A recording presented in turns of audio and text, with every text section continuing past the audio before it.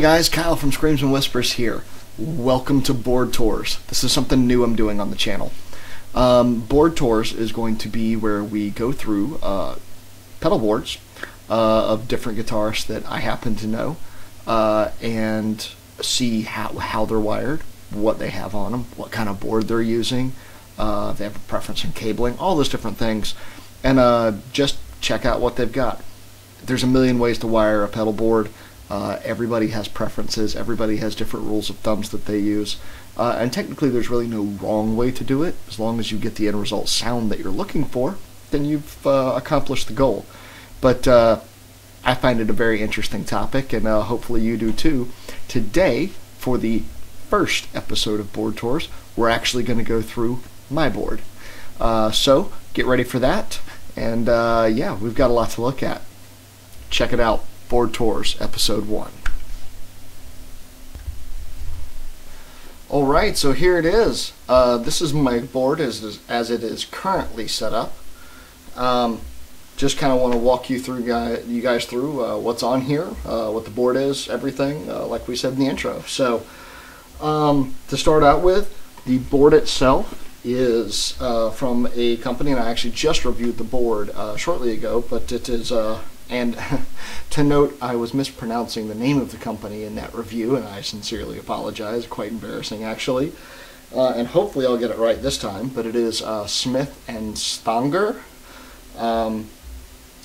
They're a company out of Germany, and they do custom pedal board designs, and they have a production line as well. They've got a lot of cool things, and we kind of went over all of that in the review, but you'll kind of see some stuff as we move through this as well. But a very cool pedal board design that allows for a lot of great cable routing options, which is really cool. So to kind of go through the signal chain of what I have on here. Also, my whole board is wired with premiumaudiocables.com cabling. It's kind of actually hard to see because that cable's black.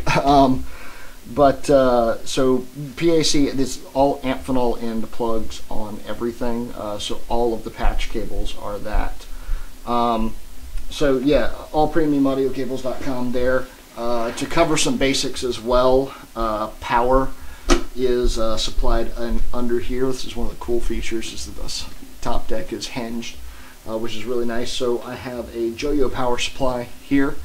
Cool thing about this is it has 8 9-volt outs, and actually out 8 is a high amperage out, so you can run a daisy chain cable off of out number 8 to wire together a lot of pedals at once, which gives you a lot more flexibility on a board this size. It also additionally has a 12 and 18 volt out, and they're not on right now because it's not plugged in. But also these LEDs light up on this, which is very cool because that also shows you whether or not you have a short in your system as well. They'll flash at you if you do. So that's very cool. So that's my power under here that's velcroed down. So this whole section here is actually carpeted as well. I throw a power strip in here as well, just because I like to have that option, and I like something a little more substantial than this smaller wire coming off the power brick hanging out the end. I would rather have something a little more substantial like what's coming off of this coming out the grommeted in here. So just to show you that, another cool feature of Smith and Stange is that they have these lights inside the cavity, so you can kind of see on a dark stage, which is really nice. So that's very cool. So that covers some basics as far as power and how all that routing goes, which is very cool. And it snaps back down, which is great, and it doesn't easily when you want it to, but it stays in place. It's not super flimsy, gonna pop back up on you when you're transporting, which is really, really nice. So I have 2 different signal chains running on this board. One is for my effects loop, which is up here. I only have 3 things in the effects loop coming in here. So the send of the effects loop is coming in to a Gaiatone MC3 micro chorus. I really like a very, very simple chorus. I find that when I have a chorus that has a ton of options on it, I'm forever tinkering trying to find what I'm looking for, so I went the route of finding a very simple chorus that sounded great to my ear. Simply has a rate and depth knob, and that's it. And it gets the tone that I'm looking for, so without having to monkey with a lot of controls. So I like that. I don't actually use a chorus that often, I find, so having something very simple that I'm not going to spend a ton of time on is optimal, considering I don't use it that often. So there's that. The next two are from Zcat. I have the Zcat Big Reverb. This is a very, very large sounding reverb for a number of reasons. It's more of a cathedral style reverb, but it can go down to more of a large hall reverb as you mix down and cut the level in the mix and the decay back. But it can be a very, very, very large sounding reverb, which is very cool. I like it for that. I have reverb on my head as well, but when I want something a little bit more dramatic than more of a standard room or spring, which is what my head allows for, I go to this. And then additionally, another cool effect that I use sporadically, and currently I think I'm really only using it on 1 or 2 songs, is the Zcat step filter. So that's a very cool, cool niche pedal for people that are looking for that particular effect. It's hard to find a great step filter that is a simple layout, that is not something that is built into a giant multi-effect unit. And Zcat has one that's it's fantastic. I like it a lot. So coming out of that, I'm running all the way back to my effects return, my effects loop return here. So that's the effects loop. That's what's in there.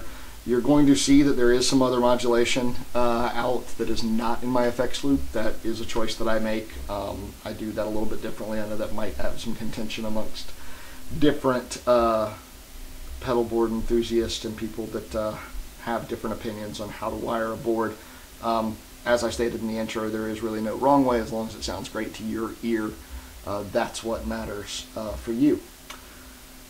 So, to talk about the board, the front end of my signal chain, one thing just to get out of the way, this is just the foot switch for my head, channel select, boost, delay that is built in. I have a Bogner Alchemist head that I use for just about everything, and that head has a effects circuit built into it that was designed by Line 6 that just has a delay and reverb built in. The one shortcoming of that is there's no tap tempo. The tap tempo is actually on the head itself. I know, extraordinarily limiting and frustrating. I still haven't found enough of a need for myself with delay to put a separate delay pedal and take up that space on my board. I may one day, but at this time I can get by with this for what I use delay for. And then reverb, which I have on 80% of the time anyway. So there's that. So my signal chain begins down here. This is the GoGo Tuners pedal tuner. I particularly like this because of the giant large LED. I will state there are probably slightly more accurate tuners out there on the market. This is a plus or minus 5 cent tuner. There are ones that get down a little bit closer, but for everyday usage this is plenty good enough. And on a large stage, when you really need to see and your lighting conditions aren't great, having an LED that size is extremely useful. So I like it. I also like the construction. It's a very, very sturdy metal housing, so this is the tuner I choose to use. Another cool thing is with this tuner is it actually has a buffered out. When you flip this back on from it being engaged, it kind of fades in your tone back up to your full volume, so you don't get that abrupt "it's on" and because you would let something ring out as you were tuning. So it avoids that on stage, which can be slightly unprofessional at times when you happen to accidentally do that. So I like this pedal for that. I come out of the GoGo. I'm coming down, out, and around and into the Juliet Collective Orange Cream. Now, I have the Orange Cream all the way up here as the first non-tuner pedal in my chain because this is a parallel distortion pedal. So there are two different gain circuits running in parallel within this, and therefore, in order to maintain the instrument sensitivity and run two parallel gain circuits, that means that it is very, very sensitive to any noise incoming to it. That said, that's the sacrifice you make to get the tone that this pedal gives you, because it gives you amazing clarity and quality and super thick, creamy distortion. But you definitely want to make sure that you are limiting any noise incoming to it, because it will just ramp that noise up as soon as you turn it on, and let you know that you have noise in your signal chain prior to it. So I tend to put it first in my signal chain, that way if anything down here is creating any noise in the signal chain at all, I won't hear that when I turn this on. It won't amplify it anyway. So the orange cream's up here at the front of my signal chain, and that's great. I actually really like it here. Next in the signal chain, coming out of the orange cream, is an Esterly Electronics wah. This is a modified crybaby-ish wah with a 5-way select-a-tone and another switch over here for kind of a, it's more or less a depth switch to your sweep. It alters the EQ a little bit. This is a very, very, how do I say this? It will do anything you want it to do as far as a wah by basis of this 5-way rotary, which is why I like this, because there's different times where I'm just favoring different wah sounds, a bigger vowel, a longer sweep, a completely muted bottom end, or a more open bottom end. And depending on what I'm looking for, I can usually find it just by flipping this. I like it. It's also very bright green, which is cool. So Esterly Electronics, great wah, well made. So I like this. Super nice guy as well, so you ought to check those guys out. And by the way, anything on here I'm going to throw up links to in the comment section. So if you're looking for something that you see on my board, there'll be a link in the comment section. And likelihood is I have also reviewed it prior, and there'll be a full review of that pedal you can find on my channel as well, so check that out. Next thing down the chain, one of the only non-boutique pedals on my board is the MXR Phase 90. I am kind of just a Phase 90 addict. I've yet to find a phaser that just more suits my particular playing style. There are other great phasers out there, and I've reviewed a few of them. I've reviewed one from Zcat. At least it was part of their Q-Mod pedal. I had a phaser built in. I've reviewed another one that was a phaser slash envelope filter from Juliet Electronics. And both of those phasers were very, very, very good phasers. Because of the way that I like to use a phaser, I want to put my phaser behind most of my overdrives.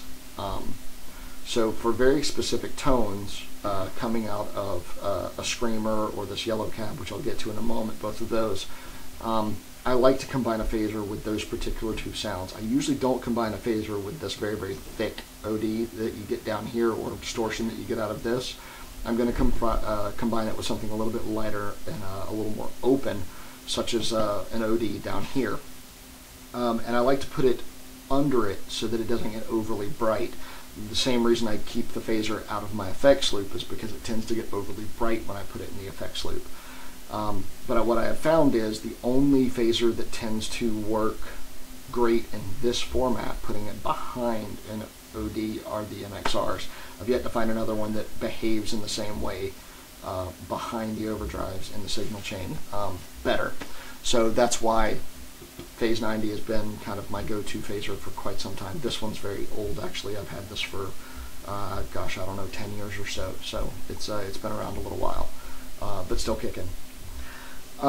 Not much else to say on a Phase 90. Everybody knows what that is. Yellow Cab Overdrive. This is by a company called Favoretti's Custom Shop Pedals.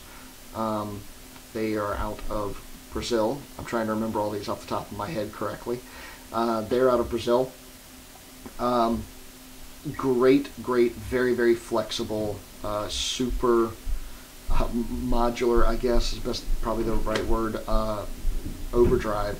Offers a number of things, from a little bit of internal compression, shape switching, smoothing. It allows you to change the sweep of the tone knob. There's internal pots inside of this that allow you to revoice the pedal as well, in addition to just your level, gain, and tone that you would find on anything. This guy covers a ton of ground. I have it set to a very, very warm, pretty gritty OD, but very, very string responsive. So it's very, very open sounding, whereas I use this for thickness when I want something a little bit lighter. Not too much lighter, but a little more open and warm, yet kind of grainy. That's where I'm going with this. So that's the yellow cab. I moved down my signal chain here to one other modulation-ish pedal that is in my chain, not in the effects loop. And that is the Zcat delay chorus hold. Now this is a 3-function pedal. You can flip up and it gives you a delay with a tap tempo, which is why I can move to that if I needed it, but I don't generally. I leave it in the hold section. It has a hold plus chorus, which allows you to combine a hold and chorus effect, and then a hold effect, which is what I tend to use it for the most. What that allows you to do is simply strike a chord. Once this is on, you can strike a chord, engage the momentary switch, and as long as you're holding this, it's going to hold that, and it has the hold function and the hold level. It allows it to, it sounds like a bit of a choir of that chord behind you, in just perpetuity for as long as you're holding this, which is great. So it allows you to create kind of a backing effect to something if you want. I like putting it up front because I can engage this, play clean, kick it on, it'll hold out, and then I can, with my heel, flip over here, kick on an overdrive, and then play overdriven through this, as it does have a dry level setting, so you have a dry through while the hold is going out, so I can play overdriven over a clean held sound, which is very cool. So I dig putting this here. Putting it in the effects loop up here in order to get the hold volume up loud enough where I wanted it through my effects loop. I then had to crank the effects loop so high that these guys sounded disproportionately loud, so I decided to move it back down here. I come out of this to a couple of more gain pedals down my line. I have the Mr. Crazy Mod PCM drive. This is from Thailand. This is basically a high gain monster. Gets a little bit fuzzy as you crank up. I've got it set for some super chunky kind of punk sounds when I need to get that and do a lot of palm mute chuggy kind of guitar playing, which we have in a couple of songs. So I use this for those particular tunes. Down here, Pigtronics Polysaturator. I actually have just started using this pedal. It covers a little bit of different ground, and I'm still deciding exactly how I'm going to use that within our sets. It's just another option for me when I'm searching for sounds, but it's still new to it. And like I said, it's non-boutique, so it's something you can pick up anywhere. But it's a pretty cool pedal, and it covers a lot of ground as well. But it covers a little bit more to the fuzzy side of things, which is something I'm exploring using a little bit now, but haven't in the past. So that's pretty cool. And I come out of that into my Gerhat, and here is where the reason I placed the Gerhat way down here in the signal chain is because of the clean boost. I like throwing a boost at the very end of my chain. Before using this board, I was using a Zcat boost at the end of my chain because I couldn't fit this on my board, but now that I can, I'm much happier because this gives me a compressor at the end of my chain, it gives me a clean boost at the end of my chain, it gives me a tube screamer-ish at the end of my chain, and it also gives me this circuit, which is a super bass, which is again, it's kind of got a 6-way rotary here with a volume, tone, and bass independent control. So it allows you to essentially pick a revoicing of your guitar through 6 different EQ settings, and then you have an independent bass control over any of those to crank up the bass relative to what that EQ setting is. And then you have a tone select for it too.